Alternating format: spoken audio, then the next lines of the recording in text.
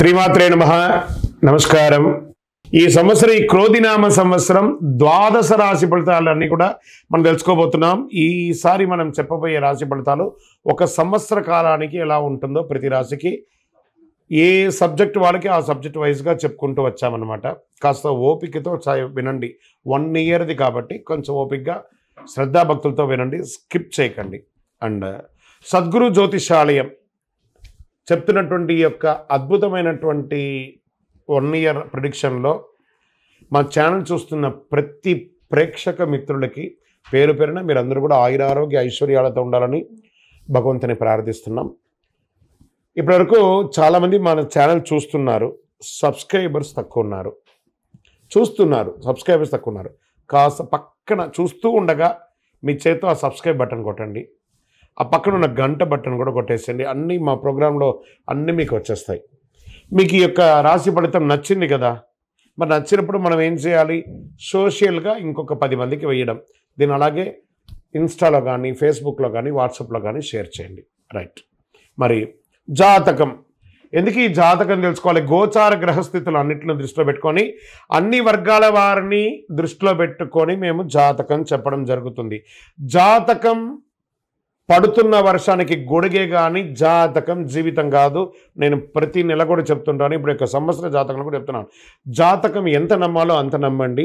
మీ యొక్క వ్యక్తిగతమైనటువంటి జీవితంలో మీరు చేస్తున్న వృత్తిని గట్టిగా నమ్మండి. మీ యొక్క కులదైవాన్ని నమ్మండి. తప్పకుండా మీరు బాగా ఉంటారు. ఓకే, ఎవరెవరు తెలుసుకోవాలి? 21 సంవత్సరాల లోపు ఉన్న విద్యార్థులు, అది స్త్రీ పురుషులు ఎవరైనా జాతకం అడగకండి, చెప్పము.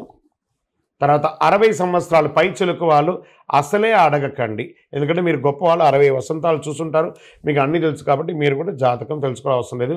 సాక్షాత్ మీరందరూ దైవ సమానులే. తర్వాత ఇల్లీగల్ అఫైర్స్ గురించి దయచేసి అడగకండి.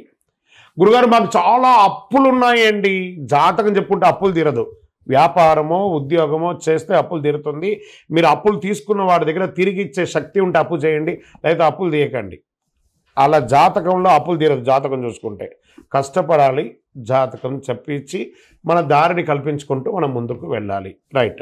జ్యోతిషాస్త్రరీత్యా ద్వాదశ రాశుల్లో 12వ రాశి అయినటువంటి మీనరాశి మిత్రులారా, మీరు పూర్వాభాద్ర నక్షత్రం 4వ పాదం, ఉత్తరాభాద్ర నక్షత్రం 1, 2, 3, 4 పాదములు, రేవతి నక్షత్రం 1, 2, 3, 4 పాదాలకు సంబంధించిన మీరు ఈ క్రోధినామ సంవత్సరం మీకు శుభాశుభ ఫలితాలు ఎలా ఉన్నాయి అనుకుంటే, ఆదాయం 11, వ్యయం 5, రాజపూజ్యం 2, అవమానం 4.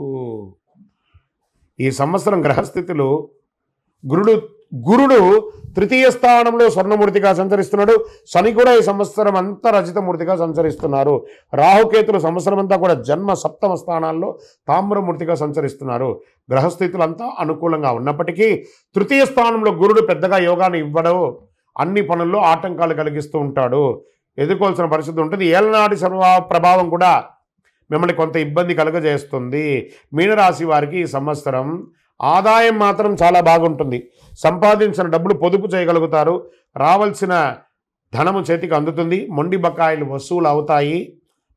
అనవసరమైన ఖర్చులు ఉన్నప్పటికీ ఆదాయం కూడా బాగుంటుంది. మీనరాశి మిత్రులారా, ఎదుటి వాళ్ళని గౌరవించడం నేర్చుకోండి. ఫస్ట్ మీరు ఎదుటి వాళ్ళని వారి స్థానానికి గౌరవించడం మీరు నేర్చుకోవాలి. కాస్త మీకు దుడుకు స్వభావం ఉంటుంది. క్షణచిత్తం క్షణమాయం. చాప నీళ్ళలో ఎలా ఉంటుందో అలాగే ఉంటుంది మీ యొక్క బుద్ధి ప్రవర్తన కూడా. ఈ క్షణం ఏం చేయాలనుకున్నారో వచ్చే క్షణం దాన్ని మర్చిపోయి మీ ఇష్టం వచ్చినట్టు చేస్తారు.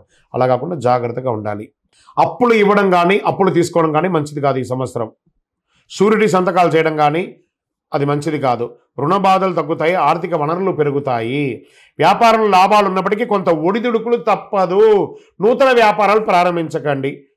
మీ శ్రమకు ఫలితం ఉంటుంది. శత్రువులు కూడా పెరిగే అవకాశాలు ఉన్నాయి. నరదృష్టి పెరుగుతుంది.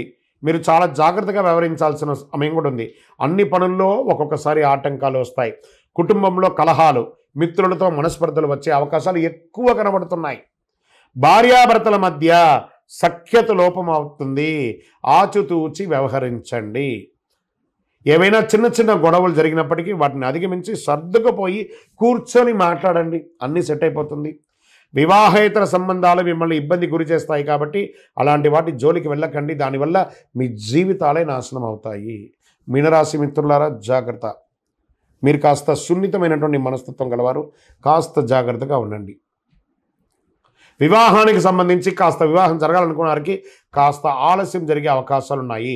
సంతానానికి సంబంధించిన విషయాల్లో చాలా అనుకూలమైన వాతావరణం ఉంది. గర్భిణీ స్త్రీలకి కూడా చక్కగా ఆరోగ్యవంతులు కాబట్టి కొంచెం చిన్న చిన్న ఇబ్బందులు కలిగిన అద్భుతమైనటువంటి సంతానాన్ని పొందుతారు.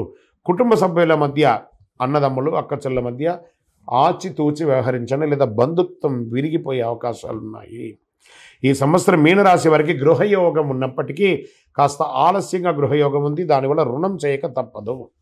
ఉద్యోగ అవకాశాలు ఉన్నప్పటికీ ఆలస్యంగా ఉద్యోగం వస్తుంది.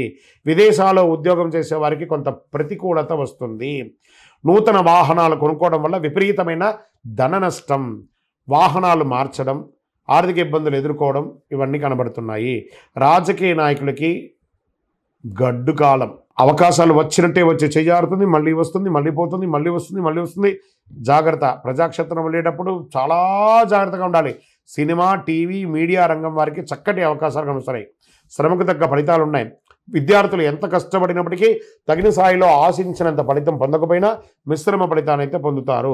వాహనాలు నడిపేటప్పుడు జాగ్రత్త. వాహన ప్రమాదాలు జరిగే అవకాశాలు ఉన్నాయి. వ్యసనాల వల్ల సమస్యలు తలెత్తే అవకాశాలు ఉన్నాయి. కుల వృత్తులు చేసేవారికి కలిసి వస్తుంది.